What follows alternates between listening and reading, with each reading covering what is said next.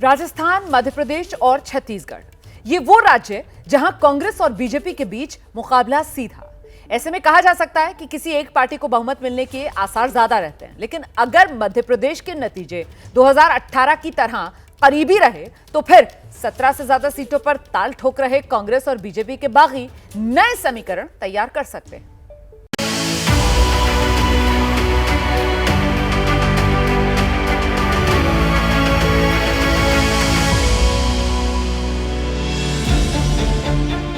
हर्षवर्धन सिंह बुरहानपुर, केदारनाथ शुक्ल सीधी, नंदराम कुशवाहा निवाड़ी, ममता Meena छछोरा, Russell Singh लाहर और के श्रीवास्तव टीकमगढ़।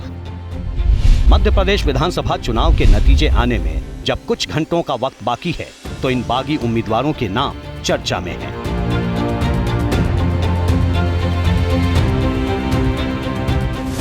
मध्य प्रदेश की 6 विधानसभा सीटों पर बीजेपी के बागी चुनाव लड़ रहे हैं तो 11 विधानसभा सीटों पर कांग्रेस के बागी मैदान में हैं।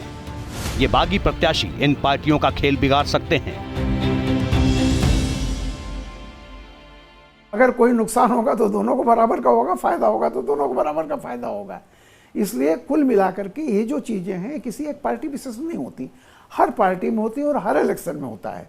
बागी उम्मीदवार होते हैं, रिबेलियन होते हैं, असंतुष्ट होते हैं, नाराज होते हैं। बुरहानपुर सीट से निर्दलीय उम्मीदवार हर्षवर्धन सिंह चौहान बीजेपी के पूर्व प्रदेश अध्यक्ष नंद कुमार चौहान के बेटे हैं। राजनीतिक विश्लेषक मानते हैं कि बुरहानपुर क्षेत्र में नंद कुमार चौहान की खासी पकड़ रही है। ऐसे में उनकी राजनीतिक विरासत का फायदा उनके बेटे हर्षवर्धन सिंह चौहान को मिल सकता है। नंद कुमार चौहान और नंदू भैया की लोकप्रियता का अंदाजा इस बात से लगाइए कि बीजेपी उम्मीदवार अर्चना चिटनिस के मंच पर नंदू भैया की तस्वीर नजर आई। माना जा रहा है कि अगर इस बुरहानपुर सीट पर हर्षवर्धन चौहान ने अपना असर दिखाया तो बीजेपी के लिए काफी मुश्किल हो जाएगी और कांग्रेस की राह आसान हो जाएगी। बुरहानपुर के अलावा सीधी विधानसभा सीट पर भी बीजेपी को अपने ही नेता से चुनौती मिल सकती है। यहां 2018 में विधायक चुने गए केदारनाथ शुक्ल ने टिकट न मिलने पर बगावत की राह पकड़ ली। वहीं निवाड़ी, लाहर और टीकमगढ़ सीट पर भी बीजेपी को अपनों से ही चुनौती मिल रही है। माना जा रहा है कि पार्टी से बागी हुए नेता चुनाव भले न जीत पाएं, लेकिन बीजेपी की जीत का रास्ता जरूर रोक सकते हैं। कमोबेश यही कहानी कांग्रेस की है। महू से लेकर भिंड विधानसभा सीट तक ऐसी 10 सीटें हैं जहां कांग्रेस से बागी हुए नेता उम्मीदवार के तौर पर मैदान में हैं। अंदर सिंह दरबार महू, प्रेमचंद गुड्डू आलोट, शेखर चौधरी गोटेगांव, ओम रघुवंशी सिवनी मालवा, भगवती चौरे होशंगाबाद, कुलदीप सिंह बुंदेला धार, राजेंद्र सिंह सोलंकी बडनगर, नासिर इस्लाम भोपाल नॉर्थ, श्यामलाल जोगचंद मल्हारगढ़ और राहुल सिंह कुशवाहा भिंड। कांग्रेस से बागी हुए ये वो चेहरे हैं जो या तो निर्दलीय उम्मीदवार हैं या फिर आम आदमी पार्टी जैसी छोटी पार्टियों के चेहरे बन गए हैं और इसी वजह से इस बार के चुनाव में कांग्रेस की सत्ता में आने की उम्मीदों को कम कर सकते हैं। खास बात यह है कि एग्जिट पोल के नतीजे पहले ही इशारा कर रहे हैं कि मध्य प्रदेश में सरकार बनाने में निर्दलीय उम्मीदवारों की भूमिका बड़ी हो सकती है। सी वोटर के एग्जिट पोल में बीजेपी को 88 से 112 सीटें मिल सकती हैं, जबकि कांग्रेस को 113 से 137 सीटें। वहीं एक्सेस माई इंडिया के एग्जिट पोल में बीजेपी को 140 से 162 सीटें, जबकि कांग्रेस के हिस्से में 68 से 90 सीटें आ सकती हैं। ईटीजी के एग्जिट पोल में बीजेपी को 105 से 117 सीटें मिल सकती हैं और कांग्रेस को 109 से 125 सीटें। टुडे चाणक्य के एग्जिट पोल में बीजेपी को 151 सीटें मिलती दिख रही हैं, जबकि कांग्रेस का आंकड़ा 74 सीटों पर सिमटता नजर आ रहा है। यानी 2 एग्जिट पोल कांग्रेस के पक्ष में हैं, तो 2 एग्जिट पोल बीजेपी के पक्ष में। अगर चारों एग्जिट पोल के औसत पर नजर डालें तो आंकड़ा बीजेपी के पक्ष में जाता नजर आता है। पोल ऑफ पोल्स में बीजेपी को 125 सीटें मिलती दिख रही हैं, जबकि कांग्रेस के हिस्से में 102 और अन्य के खाते में 3 सीटें जा सकती हैं।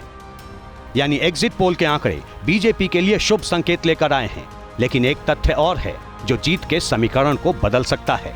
दरअसल मध्य प्रदेश की 230 में से 62 सीटों पर कांटे का मुकाबला माना जा रहा है। इन सीटों पर अगर नतीजे कांग्रेस के पक्ष में गए तो कांग्रेस का आंकड़ा बढ़कर 153 से 165 हो सकता है, जबकि बीजेपी 60 से 67 सीटों पर थम सकती है। लेकिन अगर यही सीटें बीजेपी के पक्ष में गईं, तो फिर बीजेपी को 117 से 129 सीटें मिल सकती है, जबकि कांग्रेस 98 से 108 के बीच रह सकती है। खास बात यह है कि यहाँ पिछले चुनाव में भी कांग्रेस निर्दलीय प्रत्याशी की बढ़त के चलते पीछे रह गई थी। 2018 में मध्य प्रदेश की 46 सीटों पर जीत हार का अंतर 5000 से भी कम था। कुछ सीटों पर हार जीत का अंतर 1000 वोट से भी कम था। 2018 में इन 46 सीटों में से 24 पर बीजेपी को जीत मिली थी, जबकि कांग्रेस ने 20 सीटों पर जीत दर्ज की थी। माना जा रहा है कि मध्य प्रदेश विधानसभा चुनाव में बागी फैक्टर के साथ ही कांटे की 62 सीटों के नतीजे निर्णायक साबित होंगे, जो तय करेंगे कि मध्य प्रदेश की सत्ता की सीढ़ी कौन चढ़ेगा।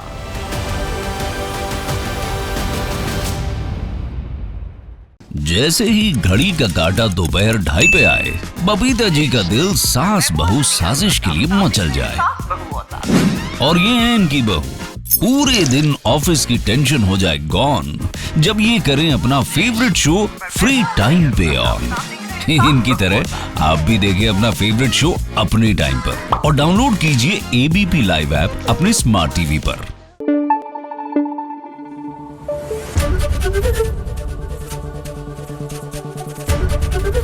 एबीपी न्यूज आपको रखे आगे।